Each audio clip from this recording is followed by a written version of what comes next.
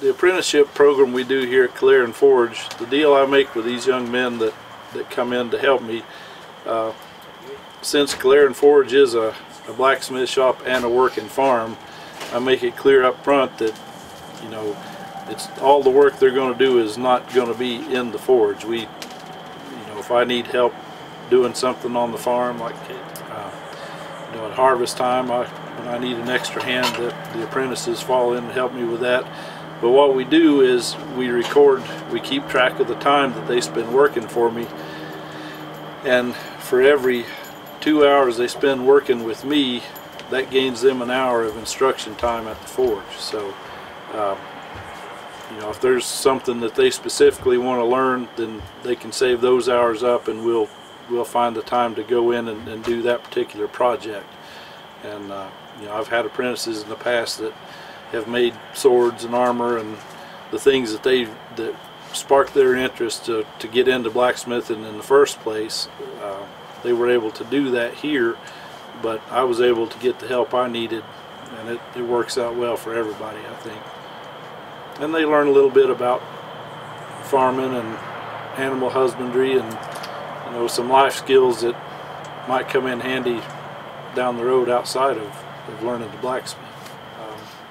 And I tell the apprentices too, because, you know, mucking out the hog house or the chicken coop is not really pleasant work, but I tell them, you know, you got to remember that whenever they move on to start their own business or whatever they're going to do, when their time here with me is over, I'll still be having to do these routine chores. They don't ever stop, but the knowledge they gain, they get to carry with them for the rest of their life.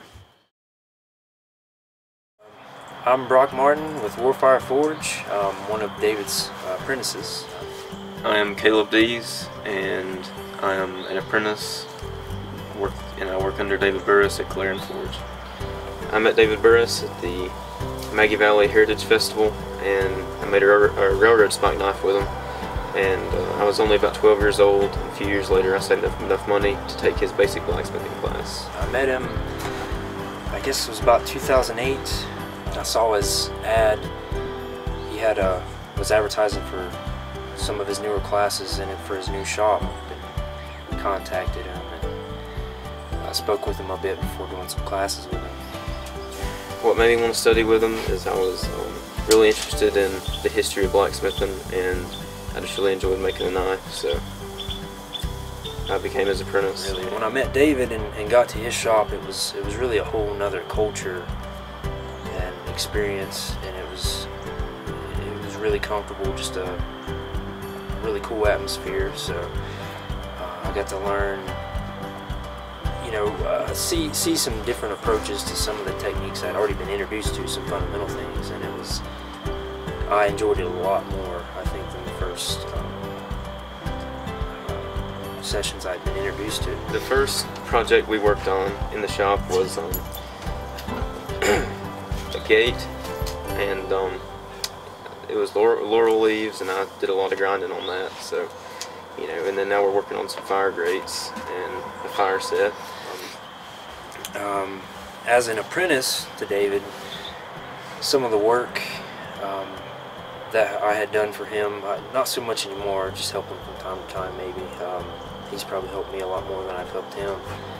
But some of the work, you know, chopping wood, some of the basic things I started out doing were redressing tools. That was something I was familiar with anyway. So, so taking hammers and cleaning them up, trying to keep the shop in order. The work I do for David around the farm is, you know, it goes anywhere from building fences to splitting wood and weed eating, mowing, just regular farm chores and stuff. So, and to do that with apprenticeship, you know, you build up shop time, and then after you build up enough time, you get to do whatever you want to in the shop for a certain amount of time. Starting the fires, so getting some experience in some of the basic things you need to know as a blacksmith. So he would have me kind of help him with that, and I'd come in on classes with him and assist people, and, you know, really build my experience and confidence with the craft. Basically help methods of blacksmithing, like forge welding, mortise and tenon joints, riveting, forge welding, you know, scrolls, and we've worked on various projects of home accessories to weapons and armor. Why I like learning from David is, you know, it's hands-on, and you know, it lasts forever, and you know, I can carry this with me forever. So I would definitely recommend working with David. He's such an easygoing guy. He really knows how to show you the craft without making it overwhelming, while at the same time loading you up with information. So you walk away with so much, you know, in one class you could take that back with you if you had your own smithy setup and practice a lot of fundamental techniques and really get some experience there. But alright, since working at Calerin Forge, I've started building my own shop, and another thing I like about working there is David set me up with a lot of my basic tools that I needed.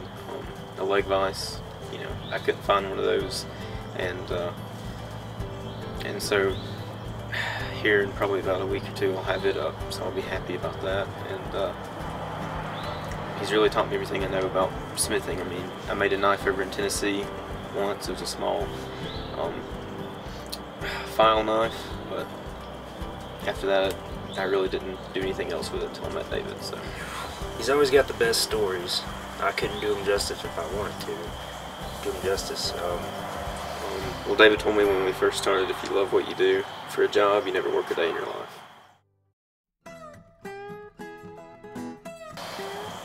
There was a time, one of the most, he thought my wife was dead for about 4 months. I know Brock didn't intentionally mislead me. It was just a miscommunication in us talking. I had told him that my aunt's wife had passed away in a car crash, and he missed the aunt part. There was, looking back, some really hilarious conversations when I was being real sympathetic and he was just being really puzzled, and I thought, boy, this young man has a real strength. He's being so stoic about all this. And months after that, we would have conversations, and we'd completely be saying different things. We'd be like, yeah, hey David, how's it going? And you know, he'd be like, you know, if you ever need anything. It was an intermediate class, and one of the guys that had been in the basic class that had known Brock, and I told him about Brock's wife. He said, Brock, man, I'm really sorry to hear about your wife. And he said, you know, my wife's not dead. I said, what? He said, no, her aunt died in the car wreck. And so I threw a hammer at him. So a hammer got thrown at me by the end of it. During a class, or at the beginning of the start of class, when he found out that wasn't true, we figured it out. So.